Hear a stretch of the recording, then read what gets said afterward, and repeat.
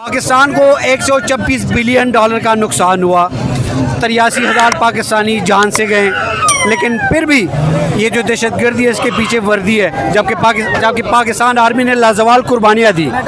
ये बयानियाँ इससे ज्यादा काकड़ साहब ने निगरान वज़ीर आज़म बन के क्या कैसी देखती है, जो कि पश्तून बेल्ट से टाउट है जी, वो फौजी टाउट है। बिस्मिल्लाहिर्रहमानिर्रहीम। अस्सलाम वालेकुम नाज़रीन, मैं हुब नमीन और आप देख रहे हैं लबे आज़ाद टीवी। ईमान मिज़ारी को रात गए अपने इस्लामाबाद के घर से उठा लिया गया। ये ख़बर शीरी मज़ारी साहिबा ने ट्वीट के ज़रिए आगाह किया, इन्फॉर्म किया कि मेरी बेटी जो कि ईमान मिज़ारी शीरी मज़ारी की साहबजादी है, तो उसको रात गए पुलिस ने अपने ही इस्लामाबाद के घर से उठा लिया। क्यों उठाया गया, ये ज़रा कुछ तहलका है इंकशाफात आपके सामने रखना चाह रहा हूँ।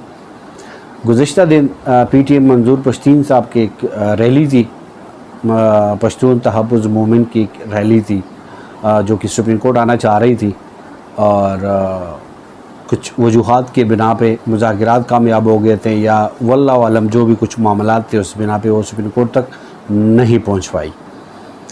ईमान मिज़ारी वहाँ पे स्टेज पे मौजूद थी, चूँकि मैं वहाँ पे गया था, तो वहाँ पे मेरी मुलाकात जब आमना जंगजुआ से हुई, मंजूर पश्तीन से हुई, और ईमान मिज़ारी से मुलाकात हुई। तो ईमान मिज़ारी से मैंने कोई गुफ्तगू करने के लिए कहा, तो उसने कहा ठीक है जी, बात करते हैं।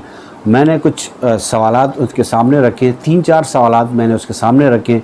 वो सवालात कुछ यूँ थे कि हालिया यानी पख्तूनख्वा में जो दहशतगर्दी के वाक़यात जो रिकॉर्ड हुए वो 670 रिकॉर्ड हुए, ख़ुदकश के और दस्ती बम के और फायरिंग के 382, ये सारी चीज़ें मैंने उसके सामने रखी। ये उनसे पूछा कि दहशतगर्दी है पाकिस्तान में। असल जो मेरा क्वेश्चन था, जो मकसद था, वो ये था कि पाकिस्तान में दहशतगर्दी एक नई लहर है, तो आप क्या कहना चाहेंगे, दहशतगर्दी है और क्या कहती हैं आप?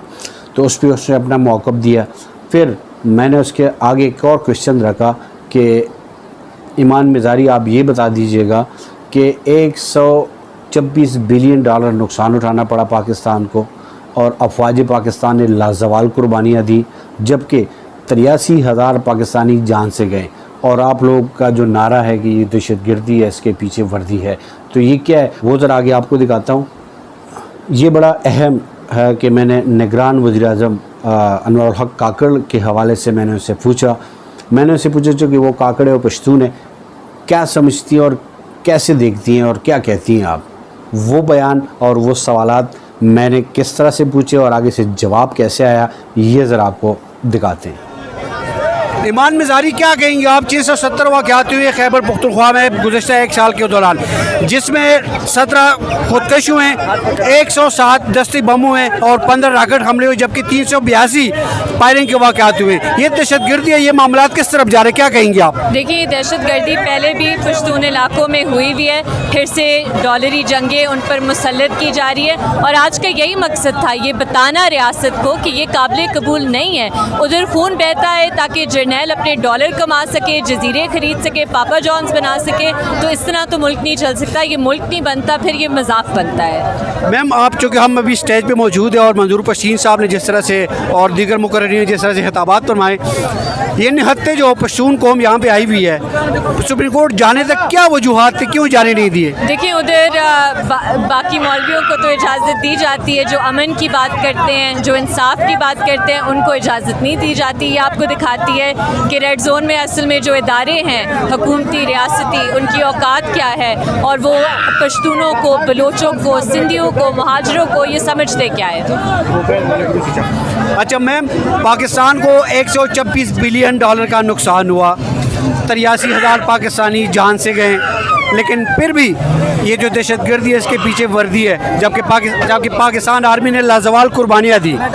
ये बयानियाँ इससे ज़्यादा कुर्बानियाँ पाकिस्तान की अवाम ने दी है, तो मैं ये कहना चाहूँगी। और एक पहली बात ये, और दूसरी बात कि हम नहीं कहते कि हमारे फ़ौजी भाइयों ने नहीं दी, जो हमारे सोल्जर्स हैं उन्होंने कुर्बानियाँ दी हैं, लेकिन हम उनकी भी इधर बात कहते हैं। हम कहते हैं कि उन्हें भी मरने के लिए ना भेजें ताकि आप डॉलर कमा सकें, ये नाइंसाफ़ी है।